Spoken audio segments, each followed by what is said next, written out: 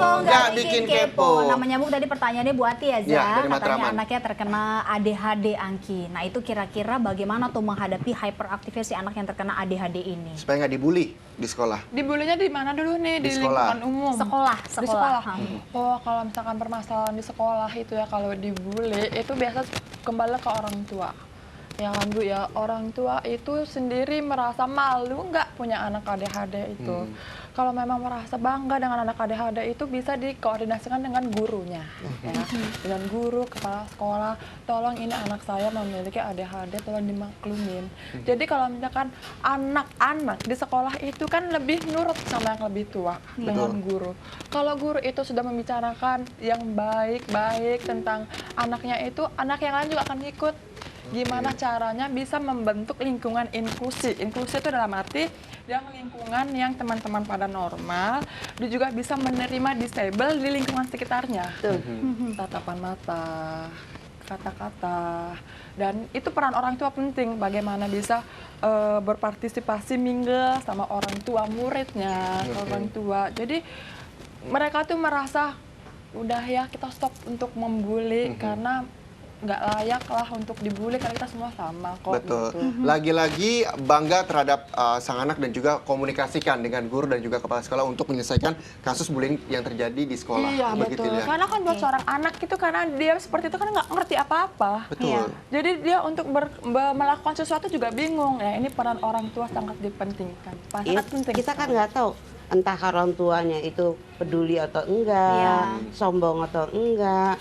Karena itu juga anak dibully itu bukan berarti orang luar itu sengaja mempermalukan atau sengaja mengganggu, tapi juga orang tua itu menghargai anaknya apa tidak gitu loh. Jadi orang mengganggu.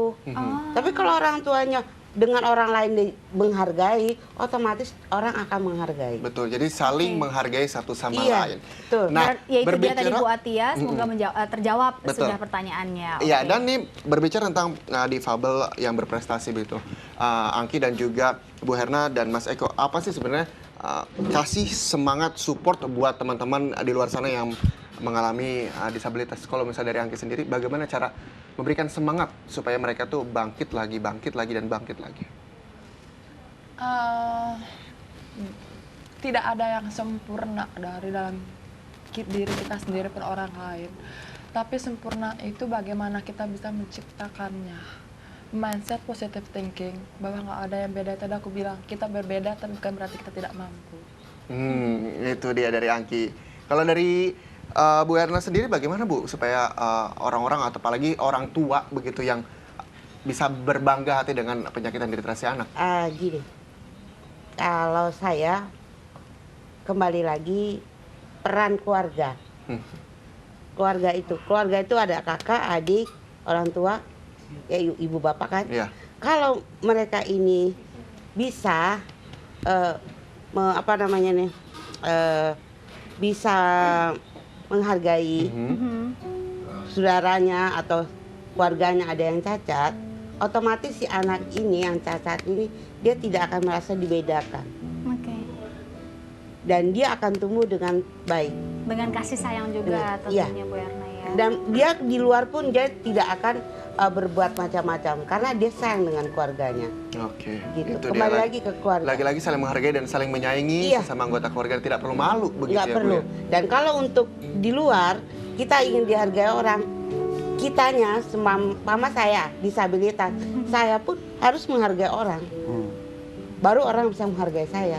Oke. Tapi kalau saya tidak menghargai orang, umpamanya saya berbuat sombong, otomatis orang juga muak ngelihatnya. Betul. Iya. Orang juga akan mengunderestimate begitu ya. Orang akan udah cacat aja kayak gitu kelakuan gitu kan. Waduh. Betul. Iya. Nah, kalau dari Mas Eko, ketika para penyandang disabilitas ini ingin supaya bisa mengamankan dirinya sendiri dari perilaku kriminalitas dari orang-orang yang ada di sekitarnya, bagaimana? Mungkin bisa belajar kemana? Ya kalau kita punya tempat latihan di Jalan Lewi Panjang, WSTK punya pusatnya di Lewi Panjang, kemudian di Taman Cibenying nomor 8. Yang kita tekankan bahwa kita di WSDK pengen juga punya prinsip saling menghebatkan, saling menguatkan. Iya. Ini kekuatan itu tumbuh karena kita kebersamaan. Iya. Jadi masing-masing bisa saling sharing, masing-masing bisa saling ngisi, kemudian menghebatkan satu sama lain, menguatkan satu sama lain, kemudian kita akan menjadi produk-produk yang unggul yang luar biasa nanti ke depannya. Wow, luar biasa. Oke, itu dia pemirsa, semoga tontonan atau tema kita hari ini Ya. bermanfaat bagi Anda semua, untuk kerabat di sekitar Anda, untuk keluarga Anda mungkin yang penyandang disabilitas, dan semangati mereka terus. Seperti yang tadi kata Angki, kami memang berbeda tapi bukan berarti kami tidak mampu. Betul, intinya semangat terus, saling menghargai satu sama lain.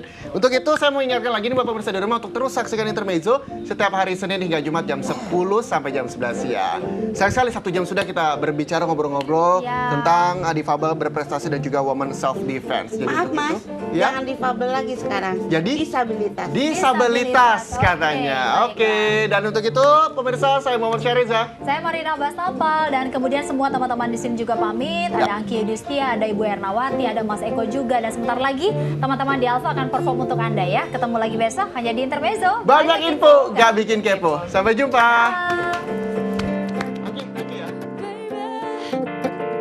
Every time I love you, it's sitting up alive. Enough, baby. Tell me if you really love me. It's sitting up alive. Enough, baby, baby. Love never felt so good.